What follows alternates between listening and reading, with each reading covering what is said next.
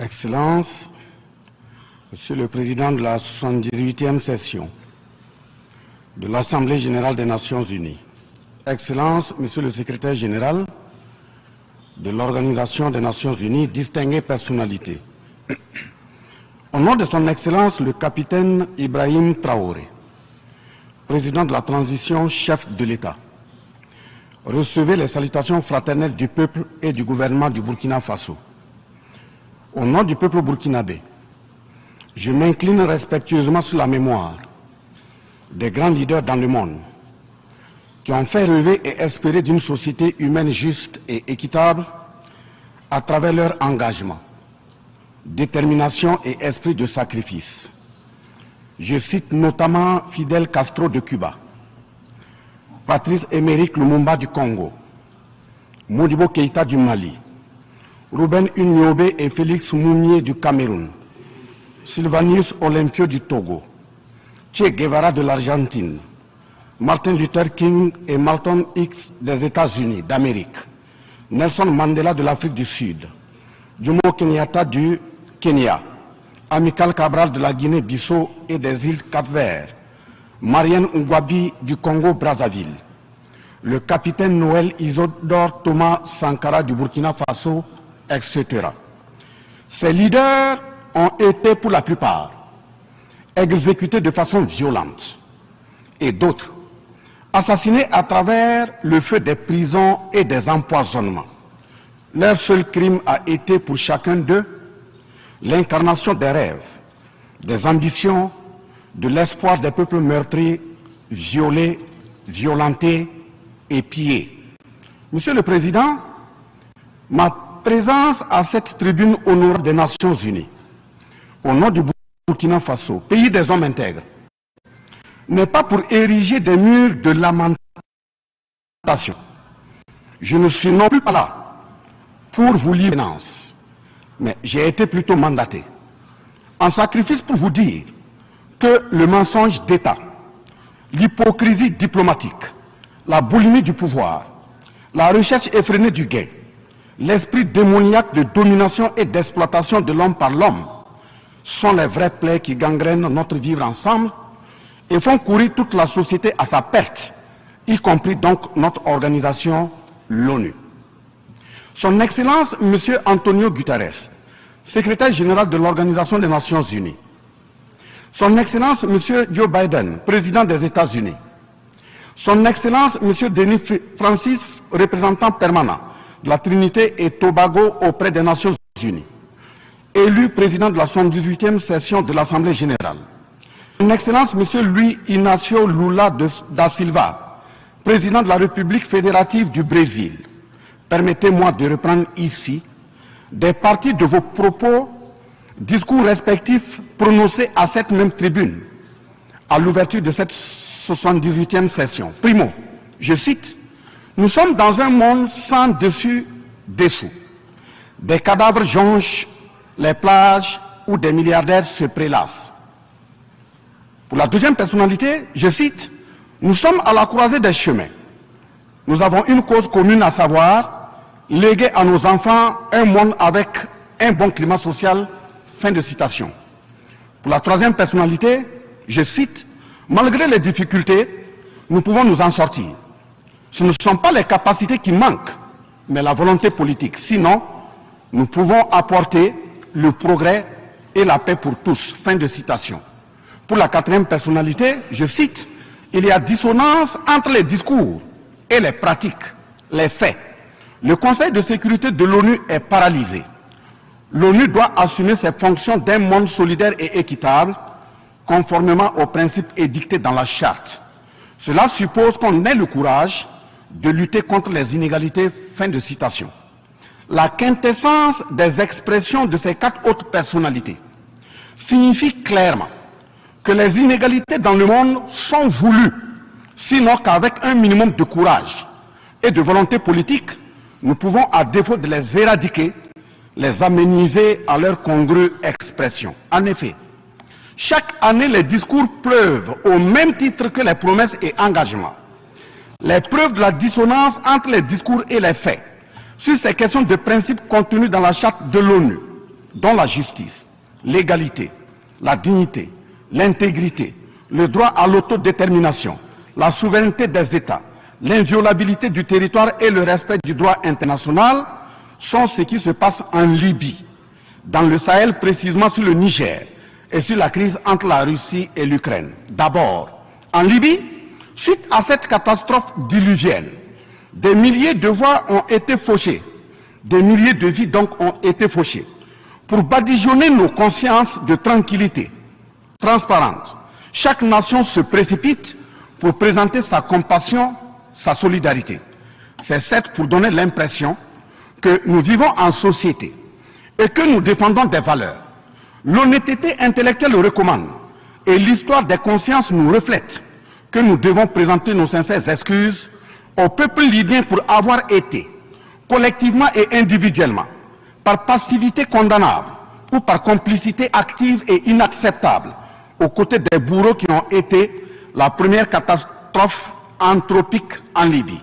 C'est cette catastrophe qui a mis la Libye à genoux en la saccageant et tuant son guide avant que les eaux de déluge ne viennent l'endeuiller davantage. Et malheureusement, à la tête de cette catastrophe humaine était l'ONU sous la résolution 1970. Et le silence coupable voit la complicité de la CEDEAO et de l'Union africaine. Cette macabre intervention, avec la France de Nicolas Sarkozy en tête, a liquidé le guide libyen, le colonel Muammar Kadhafi, le 20 octobre 2011.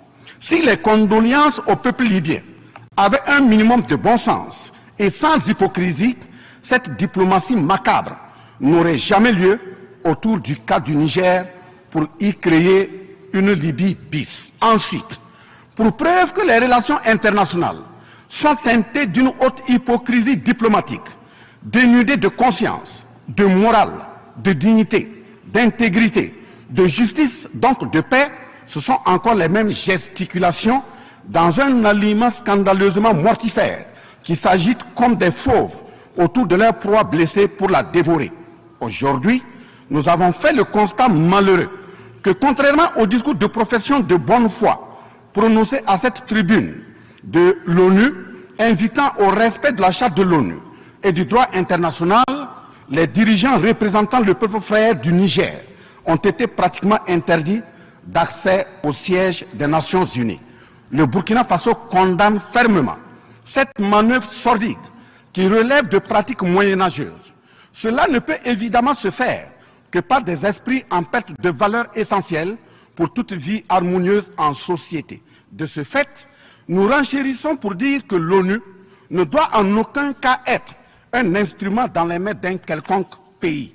Les leaders panafricanistes qui se sont battus pour l'unité africaine, nos grands-parents qui sont tombés dignement sous les balles assassines des colons, les dignes fils africains qui se sont sacrifiés pour l'honneur sur le continent et qui ont lutté férocement contre la traite négrière et le néocolonialisme, ont eu leur sommeil de guerriers perturbé pour avoir entendu qu'une poignée d'enfants égarés de l'Afrique tiennent le Niger, telle une boule de coton, à l'envahisseur afin qu'il y mette le feu. Oui, cher continent africain, une poignée de tes enfants a décidé de t'humilier et de te vilipender à travers le mensonge éhonté d'État, en commençant par le Niger. Par conséquent, je lance un appel vibrant et solennel au peuple sénégalais, béninois, nigérian, ghanéen, tchadien, ivoirien, comorien, bissau-guinéen et tous les peuples d'Afrique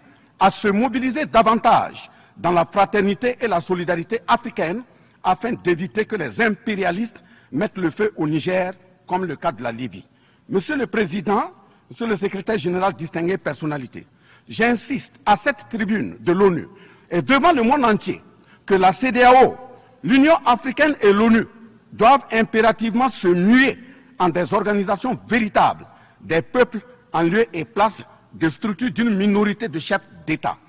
Elles ne doivent pas être utilisées et instrumentalisées pour déstabiliser des pays frères en assassinant leurs leaders.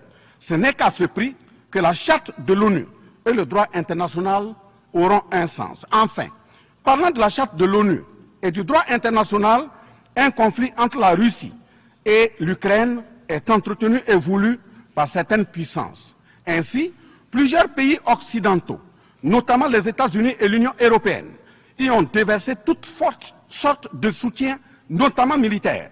Les populations civiles ukrainiennes, engagées comme volontaires, dont certains pilotent même des chars, sont félicités et traités de patriotes. Le Mali, le Niger et le Burkina Faso font face à une guerre qui leur a été imposée par l'impérialisme sous le couvert de terroristes de toute acabit, sémant terreur et désolation. Malgré l'existence de cette même charte des Nations Unies, avec ses principes d'égalité, de justice d'une part, et d'autre part, le même droit international invoqué, à cette tribune de l'ONU, il y a nettement un fossé abyssal dans le traitement des questions. En effet, prenant le cas du Burkina Faso, les populations civiles, face aux incursions barbares et meurtrières des terroristes, ont décidé de s'engager aux côtés des forces de défense et de sécurité. Ces populations ainsi engagées, formées et encadrées par les FDS, sont appelées des volontaires pour la défense de la patrie. Ainsi, au Burkina Faso, nous avons 58 000 VDP, dont 42 000 VDP communaux et 16 000 VDP nationaux qui combattent sur tous les fronts aux côtés des forces de défense et de sécurité, formées, encadrées, orientées par elles. Celles-ci n'agissent que sur instruction et surveillance des FDS et conformément à des textes réglementaires en vue de protéger leur vie et leurs biens. Ce sont ces patriotes que certains chefs d'État de la CEDEAO et de l'Union africaine, sur instrumentalisation de puissances impérialistes capitalistes, tentent de faire croire à la communauté internationale que ce sont des milices. C'est cela le mensonge éhonté d'État. Monsieur le Président, si la communauté internationale était honnête et sincère dans son engagement contre le terrorisme, il ne perdurera point, de sorte à ce que des populations civiles s'engagent et se forment pour assurer leur propre défense. Parlant d'un manque de franchise de cette communauté internationale, voici les exemples. Premièrement, lorsque le Mali, le Burkina Faso, le Niger et d'autres pays se sont organisés sur leurs frontières communes en mutualisant leurs forces pour faire face au terrorisme, la France est venue de nulle part imposer son instrument qu'est le G5 Sahel.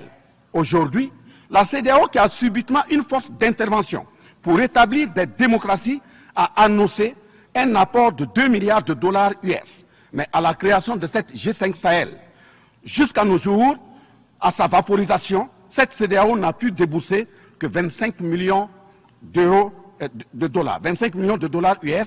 Où est donc le sérieux dans la défense des vies humaines prônée par la Déclaration universelle des droits de l'homme et des peuples? Deuxièmement, le Burkina Faso subit des sanctions cyniques suite au coup d'État du 30 septembre 2022. Cette nébuleuse dite communauté internationale, sous l'impulsion de la France qui est passée par ses valets locaux en Afrique, a tenté d'abord de faire nommer un premier ministre au Burkina Faso en vain. Ensuite, ils sont passés à l'imposition de ministres dans des postes stratégiques au sein du gouvernement burkinabé en vain. Et enfin, ils ont négocié le maintien des relations afin que le capitaine Ibrahim Traoré mette en œuvre tout ce qu'ils décideront, condition sine qua non d'une durée à souhait au pouvoir. L'ayant aussi refusé, au nom de l'intérêt supérieur de son peuple, une avalanche de mesures répressives, de menaces, de tentatives de coup d'État, manœuvres immorales sont en élaboration dans des laboratoires criminels. Et malheureusement, toutes ces manœuvres et missions macabres sont pilotées en marionnettes téléguidées par des personnages de couloir présidentiel africains. C'est ainsi que même cette fameuse initiative d'Accra, sans le Mali, n'a pas fait long feu. Troisièmement, en plus des coupures d'aide, d'annulation de conventions de formation de nos forces de défense et de sécurité, nous assistons au blocage de notre matériel militaire, commandé avec la sueur de nos compatriotes, toujours sous l'impulsion de la France. En exemple, pour les vecteurs aériens nécessaires pour le contrôle et la défense du territoire, nous avons eu un contrat avec le Brésil, dont la licence d'armes devait provenir de la Belgique et le système de navigation de tir et de tir, ainsi que des caméras des États-Unis d'Amérique, puis un moteur du Canada. Ces moyens sont aujourd'hui fallacieusement et cyniquement bloqués. Vous parlez de défense des droits humains à cette tribune de l'ONU. Je vous invite donc à nous livrer incessamment nos armes pour la défense et la protection de nos populations meurtries. En tout état de cause, vous êtes solennellement saisis. Et si rien n'est fait, l'histoire vous tiendra responsable de non-assistance à personne en danger. Monsieur le Président, Monsieur le Secrétaire général, ce tableau peu reluisant de cette communauté internationale, caractérisée par la non-assistance à États en proie au terrorisme, l'hypocrisie internationale, la suprématie de quelques puissances au sein de l'ONU, la complicité au pillage de l'Afrique, etc., ne commande-t-il pas la traduction de cette communauté internationale devant la Cour pénale internationale? En un mot, notre sécurité sera assurée par nous-mêmes en priorité et non par quelqu'un d'autre. Sur la question de la présence de Wagner au Burkina Faso, chantée par une certaine presse téléguidée depuis l'Élysée, je répondrai ceci. Oui, Monsieur le Président, c'est nous les Wagner du Burkina Faso. Oui, ces braves forces de défense et de sécurité et volontaires pour la défense de la patrie sont les Wagner du Burkina Faso. Par conséquent, du haut de cette tribune de l'ONU, je magnifie le sacrifice de tout patriote au nom de l'intérêt national. Je salue vivement la mémoire de tous ceux qui sont tombés les armes à la main et magnifie le courage et l'intégrité de ceux qui sont toujours en vie et foncent inexorablement et de façon sacrificielle vers la victoire de notre peuple et la sauvegarde de notre patrie. Au lieu de nous aider à arrêter cette saignée humaine, ce sont des accusations fallacieuses, des mensonges éhontés d'État, englobés dans une diplomatie d'hypocrisie et des menaces voilées pour nous indiquer des partenaires à fréquenter et des conduites à tenir. Nous disons non. Au nom de la même charte des Nations Unies et du droit international que vous évoquez tous et toutes ici à cette tribune, les peuples africains en général et sahéliens en particulier sont résolument engagés à assumer absolument et pleinement leur émancipation totale pour un progrès social véritable. Ainsi, le Burkina Faso liera de façon souveraine ses partenariats avec qui il veut et achètera ses moyens de défense avec qui il veut. Qu'un pays s'appelle Russie, Iran, Turquie, Azerbaïdjan, Cuba, Nicaragua, Corée du Nord, le Burkina Faso y achètera et y vendra librement ses produits sans intermédiaire, encore moins une autorisation de qui que ce soit. Et cela advienne que pourra. Monsieur le Président, Monsieur le Secrétaire général, parlant toujours d'hypocrisie et de mensonges d'État, dans cette question de lutte contre le terrorisme, en général et dans le Sahel en particulier, voici d'autres faits que vous n'ignorez certainement pas et j'en suis certain. Primo, dans le Sahel, nous avons près d'une dizaine de milliers de soldats d'armées étrangères, composés en majorité de soldats français, mais également des soldats américains, allemands, italiens, etc., avec des armes, des matériels volants et de surveillance les plus sophistiqués au monde. Et malgré tout, personne ne voit des colonnes de centaines de terroristes se déplacer pour aller servir la désolation et la mort, souvent avec des armes inimaginables. Au Mali, au Niger et au Burkina Faso, il n'y a ni usine de fabrique d'armes, ni de munitions. Qui recrute donc ces terroristes? Qui les entraîne? Qui les dote en permanence? Qui les nourrit et avec quels moyens? Croyez-vous à cette philanthropie au nom de laquelle des Occidentaux vont envoyer leurs militaires au Sahel mourir pour des beaux yeux des Sahéliens? Si oui, qu'est-ce qui justifie les énervements et autres gesticulations puériles et diplomatiques dès qu'on dit à la France de déguerpir militairement? La vraie raison, ce sont les ressources du sous-sol au Sahel. En effet, l'Assemblée nationale française a voté la loi numéro 057-7-27 du 10 janvier 1957, parue dans le journal officiel de la République française du 12 janvier 1957, portant création de l'Organisation commune des régions sahariennes, OCRS, qui regroupe des parties du Mali, du Burkina Faso, du Niger, de la Mauritanie, de l'Algérie, etc. Cette zone n'a jusque-là pas d'égal dans le monde en termes de richesse de sous-sol. À titre d'exemple, la nappe phréatique la plus importante va de la Mauritanie à la Somalie, en passant par le Mali, l'Algérie, la Libye, le Niger, etc. Le journal Le Monde du 23 juin 1957 avançait le chiffre de 6 à 7 millions de tonnes de pétrole comme production potentielle annuelle du Sahara. En plus de ces ressources naturelles, nous avons l'uranium. l'or, le cobalt, le zinc, le diamant, le lithium, le cuivre, etc. Si vous, les Occidentaux, vous aimez tant les Sahéliens pour y amener vos militaires, mourir au nom de la démocratie, de la liberté, des droits humains et de la paix, pourquoi tout le continent africain, qui compte 1,3 milliard d'habitants, dont le deuxième continent le plus peuplé, avec 30 415 873 km² et 54 États, n'a aucun siège permanent au sein du Conseil de sécurité avec un droit de veto? N'est-ce pas là, au-delà d'un crime d'État, un crime onusien? Donc, acte aux mentions diplomatiques grossiers consistant à dire que ces puissances impérialistes viennent au Sahel pour défendre la démocratie et des droits humains. Parlant de droits humains, je vous rappelle que la première charte au monde sur cette question de droits humains de l'homme est bien celle de Kouroukan Fougan de 1236 au Mandé actuel Mali. De ce fait que les moralisateurs expansionnistes gardent leur rhétorique de respect des droits humains à géométrie variable pour leurs terroristes qu'ils encadrent. Secondo, l'Afrique n'aime pas comparer les morts. C'est un manque d'éducation que de le faire. Par conséquent, je m'incline respectueusement sur la mémoire de toutes les nationalités ayant perdu la vie en Afrique en général et au Sahel en particulier. Ainsi, sur les sorties hasardeuses, condescendantes et malheureuses du président de la République française Emmanuel Macron, et qui frise souvent le ridicule, tout en se glorifiant d'une hypothétique condescendance sur les peuples africains, je m'impose le devoir de lui faire un petit cours d'histoire sur sa propre histoire. Voilà pourquoi les salles de classe sont faites pour que les enfants apprennent les cours et grandissent bien, que de s'adonner à autre chose, au risque de se perdre à jamais.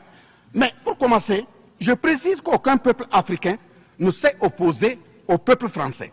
Il n'y a pas donc de sentiment anti-français en Afrique. Il n'y en aura jamais du fait de notre légendaire hospitalité et amour du prochain. Il n'y a que les peuples africains refusent la condescendance, l'arrogance, l'insolence, la suffisance, le paternalisme, le pillage de ses ressources et le crime organisé. En effet, pour votre mémoire, Monsieur Emmanuel Macron, d'abord, je rappelle l'appel à travers la BBC en Angleterre le 14 juin 1940, lancé par votre propre grand-père, le général de Gaulle, à l'endroit de l'Afrique pour venir sauver la France des griffes des nazis. Comme rappel, nous avons 17 000 Maliens morts pendant les deux guerres mondiales, d'une dette de sang que la France semble avoir occultée.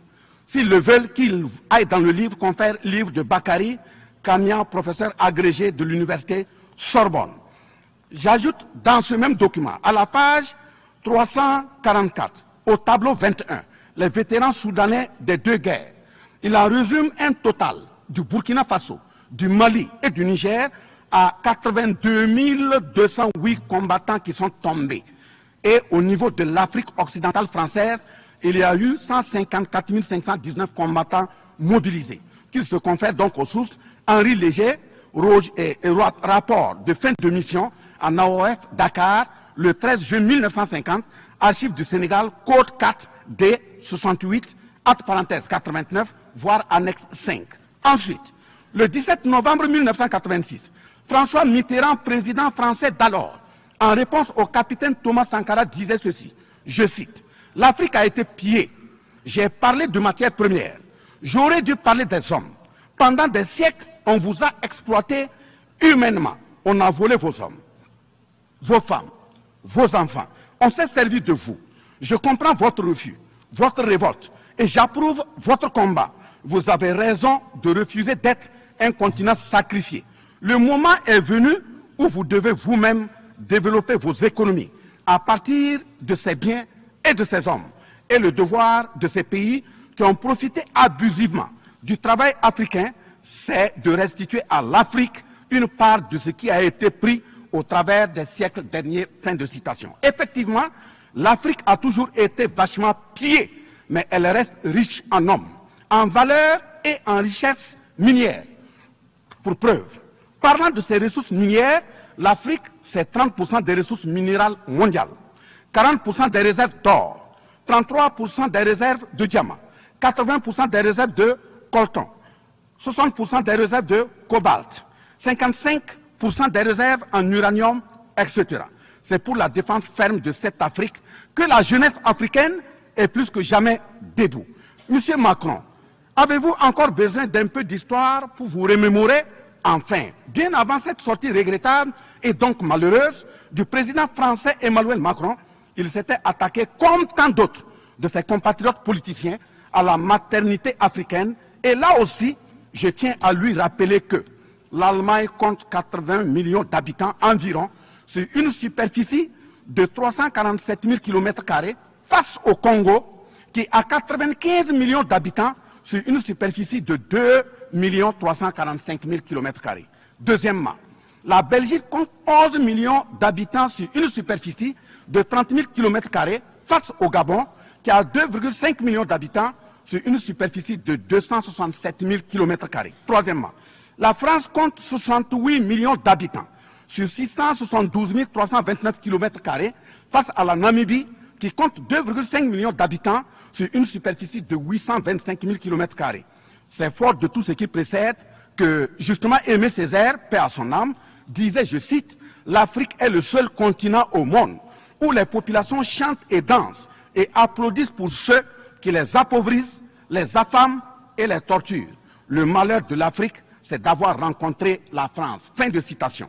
Certes que l'Occident a violenté, volé et violé l'Afrique. Quelle est notre part de responsabilité en tant que dirigeants africains? N'est-ce pas nous, dirigeants africains, qui prêtons le flanc pour qu'on nous piétine? En effet, nous avons abandonné notre identité pour ne rien être. Nos noms ont disparu pour faire place à d'autres noms importés et qui ne collent pas à nos réalités. Il nous faut reconquérir notre culture. Nous avons singé en copiant l'Occident, en monogamie. Voilà qu'aujourd'hui, on veut nous faire croire que des contre-valeurs, des attitudes contre la nature relèvent du ressort de la liberté. Il ne sera pas question d'homosexualité en Afrique. Je le répète, il ne sera pas question d'homosexualité chez nous. Monsieur le Président, ce qui vient d'être décrit sont les étiquettes profondément malheureuses d'une ONU aujourd'hui résumée qu'à sa portion de forme car 1,2 milliard de personnes sont plongées dans la misère. 2 000 milliards de dollars US dans l'armement. 20 fois le budget de l'ONU dans le nucléaire. Sur les questions de développement, l'Afrique reçoit du FMI et de la Banque mondiale 34 milliards de dollars contre 160 milliards de dollars pour l'Occident. La paralysie du Conseil de sécurité de l'ONU, la paralysie de l'Organisation mondiale du commerce, la montée des tensions suite au repositionnement géostratégique. L'Organisation mondiale du commerce également encore bloquée. Le Fonds monétaire international FMI et la Banque mondiale qui fonctionnent en véritable usurier. L'Organisation mondiale de la santé qui est de plus en plus dominée par les firmes pharmaceutiques de rente, donnant ainsi une priorité commerciale que sociale aux vaccins tels que le vaccin contre la Covid-19. L'ONU qui devient de plus en plus l'ombre d'elle-même de par les tentatives de sa prise en otage par un conglomérat de puissances internationales impérialistes, brouillant ainsi la clarté et le sérieux dans ses prises de position, etc. Par conséquent, les peuples africains en général, et sahéliens en particulier, se battront vigoureusement pour que la CEDEAO, l'Union africaine et l'ONU soient des institutions au service véritablement des peuples du monde pour leur profonde émancipation et le progrès social véritable. Parce que ce sont les manquements de ces organisations, leur manque de sincérité, leurs décisions clientélistes et à géométrie variable, la couverture des tripatouillages constitutionnels avec leur lot de crimes, la promotion de la mauvaise gouvernance, le pillage, la désorganisation sociale et la corruption qui conduisent immanquablement au coup d'État, qui ne sont donc que des conséquences. Traitons donc les causes et les conséquences disparaîtront d'elles-mêmes.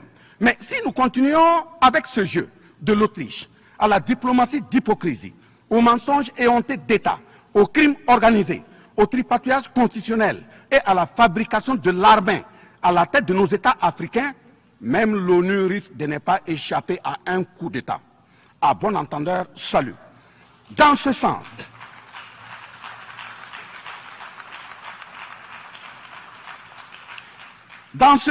et afin de prendre leur destin en main, le Mali, le Niger et le Burkina Faso ont signé l'Alliance des États du Sahel en abrégé AES.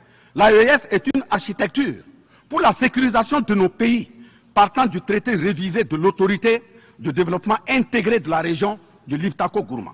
Prenant en compte la situation sécuritaire et surtout le manque de franchise dans le partenariat, il s'agit de compter sur nos propres ressources en recherchant la mutualisation de nos moyens et à œuvrer à faire disparaître les discontinuités dans les espaces de manœuvre opérationnels. Monsieur le Président, je vous signifie avec force et fermeté, dans une haute et intelligible voix que, primo, nous, peuple africain, sommes foncièrement démocrates. Pour preuve, notre attachement à la dignité humaine transcende la démocratie. Ce que nous refusons, c'est moins donc la démocratie que le piège de la démocratie qui nous est tendu. Ainsi, la démocratie électoraliste s'est avérée un moyen de contrôle de nos États à travers le jeu de chaises musicales de dirigeants très souvent imposteurs, corrompus, voleurs, violeurs de constitution, car étrangers au seul intérêt de nos États africains qui vaillent. Secondo, nous, Africains, sommes-nous aujourd'hui reconnus dans notre dignité d'homme, au sens de un homme égal à un homme? La réponse assurément est non, au-delà des convenances circonstanciées, pour nous endormir et mieux nous asservir. Triste pour le continent noir, reconnu scientifiquement comme berceau de l'humanité, mais dans la réalité humilié, placé sous contrôle dominé. Des indépendances factices aux guerres fratricides, de la démocratie électoraliste aux aides biaisées, des guerres de rapine au terrorisme malicieusement fabriqués, entretenus et injectés dans nos contrées africaines, notamment au Mali, au Burkina Faso et au Niger. Il y a une seule constante: nous dominer, maintenir le pied sur notre cou, tel le cas de notre malheureux frère George Floyd aux États-Unis, ici même. Est-ce cela la démocratie? Et il se trouve des partisans de cette conception étriquée de la liberté pour justifier intellectuellement l'asservissement et la barbarie contre nos peuples en lutte pour leur dignité et leur souveraineté au nom d'un principe paradoxal de liberté qui, in fine, assassine la liberté. Oh liberté, quel crime n'a-t-on pas commis en ton nom? C'est pourquoi nous décidons désormais de dire non. Non à tous ces amis qui veulent du bien au point de nous menacer de guerre pour imposer leur amitié. Nous adapterons notre démocratie tant brandie et chantée par des loups dans des pots de bélier afin de sécréter par nous-mêmes le leadership politique adéquat pour nos peuples en vue de leur bonheur. Oui, l'émancipation totale et le progrès social véritable pour nos peuples constituent la finalité de toute action, qu'elle soit politique, économique, socio-culturelle et ou sécuritaire. Troisièmement, les peuples africains en général, et ceux sahéliens en particulier, ont découvert des chaînes d'aliénation économique, sécuritaire, socio-culturelle matérialisées en accord secret avec la France et sont engagés à les casser pour leur émancipation véritable. Ce sont entre autres, premièrement, la dette coloniale. Nous n'allons pas fermer les yeux et la payer tout en laissant nos populations mourir de faim et de soif et voire de maladie. Deuxièmement, la question de la monnaie dont le franc CFA, appelé franc des colonies françaises d'Afrique, n'est pas une priorité africaine. Au plan juridique, la propriété est le droit de jouir et disposer des choses de la manière la plus absolue. Confère article 544 du Code civil français chez eux-mêmes. Un brevet est donc détenu par la France sur le franc CFA. Elle est par conséquent propriétaire du franc CFA et elle la loue aux États francophones africains. Ce qui est marrant en plus est que le biais produit par la France pour l'Afrique de l'Ouest diffère de ceux de l'Afrique centrale en valeur monétaire sous la même appellation franc CFA. Le seul document reconnaissant le franc CFA est le décret numéro 45-0136 du 26 décembre 1945, dont les signataires furent Charles de Gaulle, président du gouvernement provisoire, René Plévin, ministre des Finances, et Jacques Soustel, ministre des Colonies. Quatrièmement, la priorité aux intérêts aux entreprises françaises dans les marchés publics et appels d'offres publics, c'est terminé. Cinquièmement, le droit exclusif de fournir des équipements militaires et de former les officiers militaires des colonies, là également c'est terminé, etc. Quatrièmement, personne n'applaudit un coup d'État. Mais si nous ignorons que ces coups d'État sont souvent des conséquences de la mauvaise gouvernance, et des tripatouillages constitutionnels pour s'offrir des mandats supplémentaires. Il y en aura toujours. Donc, ayons la lucidité de combattre les vraies causes en restant exigeants sur le respect des règles démocratiques et de la bonne gouvernance. Cinquièmement, les peuples africains ne sont pas opposés au peuple français, mais c'est plutôt la politique française, pleine de condescendance, qui est rejetée. En effet, la France, en refusant le rapatriement de son ambassadeur récusé au Niger, est une violation du droit international, notamment l'article 9 alinéa 1 et 2 de la Convention de Vienne sur les relations diplomatiques de 1961. En décidant de l'interdiction des artistes du Burkina Faso, du Mali et du Niger en France, c'est une méconnaissance très grave de la portée culturelle en tant que moteur d'équilibre familial, communautaire, voire national. L'artiste est un médecin du psychique, même à distance. En déclarant qu'ils ne veulent pas de chômeurs, de migrants, de voleurs, etc. en France, nous en Afrique en général, et au Sahel en particulier, ce sont les producteurs de chômeurs et de voleurs via le pillage cynique de nos ressources que nous ne voulons pas. Mais sincère reconnaissance au peuple du monde, à l'ensemble des personnalités à tous les niveaux dans le monde, qui comprennent et accompagnent le Burkina Faso, le Mali et le Niger, dans cette montée, certes difficile, mais s'adhère totale sur le chemin de la pleine émancipation, l'expression de la dignité, de l'honneur, de la liberté, de l'égalité, de la prospérité, de la justice et donc de la paix. Face à la situation que traverse le Burkina Faso, le gouvernement burkinabé a mis en œuvre des actions vigoureuses à travers l'adoption d'un nouveau plan de développement, le plan d'action pour la stabilisation et le développement, et ses 4 axes prioritaires qui sont, premièrement, la lutte contre le terrorisme et la restauration de l'intégrité territoriale. Deuxièmement, la réponse à la crise humanitaire. Troisièmement, la réponse de l'État à l'amélioration de la gouvernance. Et pour terminer, le dernier élément, la réconciliation nationale et la cohésion sociale. Ces efforts visent à offrir à la population burkinabé de meilleures conditions de vie, tout en saluant l'ensemble des partenaires à travers le monde qui nous accompagnent. Nous invitons vivement ceux qui sont toujours dans le doute ou tétanisés par des rapports au contenu faux qu'ils sont les bienvenus au Burkina Faso, à condition que le partenariat cadre avec la vision de la transition résumée dans ces 4 axes.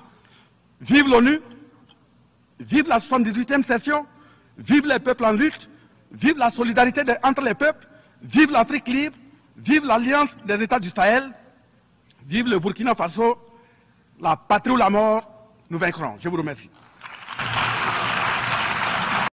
I thank the Minister of State, Minister of Civil Service. Je remercie le